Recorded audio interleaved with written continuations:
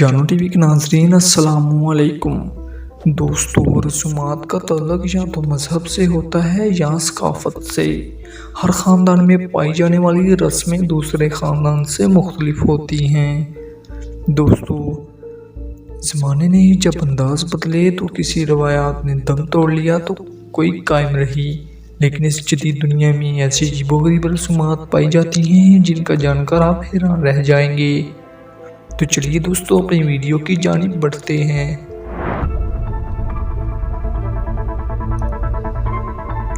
गम के इज़हार में उंगलियां काटना। मुख्तलिफ तहजीबों में गम के इज़हार के लिए मुख्तलिफ अंदाज अपनाए जाते हैं, लेकिन इंडोनेशिया में डानी नामी कबीले के लोग किसी के मरने पर अपने हाथों की उंगलियां ही काट देते हैं। उनके मुताबिक ऐसा करने से मरने वाले की रूह को सुकून पहुंचता है। आग का फुटबॉल खेलना। इंडोनेशिया में रमज़ान को मुनफरिद अंदाज में खुशामदीद कहा जाता है। आग से एक गोला तैयार किया जाता है जिसकी शक्ल फुटबॉल के अंदाज की होती है और इसे फुटबॉल की तरह ही खेला जाता है। दोनों तरफ 11-11 खिलाड़ी होते हैं और वो एक दूसरे की टीम के खिलाफ गोल करते हैं। बच्चों के ऊपर से कूदना। दोस्तों, ये अजीबोगरीब रवायत स्पेन में मौजूद है। स्पेन में ये रवायत 16वीं सदी से चली आ रही है। साल में एक दिन कैथोलिक ज़ियाफ़त के नाम से ये त्यौहार मनाया जाता है। इसमें पूरा साल पैदा होने वाले बच्चों को सड़क पर लटा दिया जाता है और एक शैतानी रूपधारी शख्स इनके ऊपर से छलांगे लगाता है। लोगों के मुताबिक ये सब इन बच्चों की लंबी ज़िंदगी के लिए किया जाता है। ये वाकई खतरनाक है। मुर्दे से भीख मंगवाना।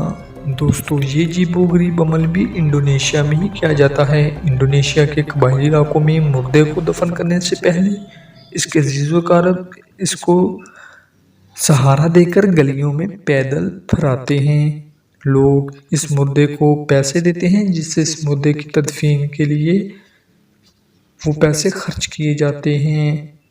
दोस्तों, ये भी एक अजीबोगरीब अमल है।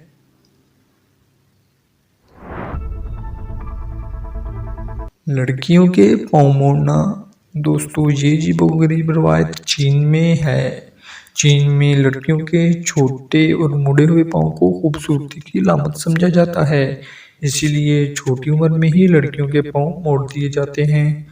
इनको मोड़ने के लिए इन्हें कपड़े के साथ मोड़कर बांध दिया जाता है और लड़की के बालग होने तक ये कपड़ा उनके पाँव के साथ बंधा रहता है।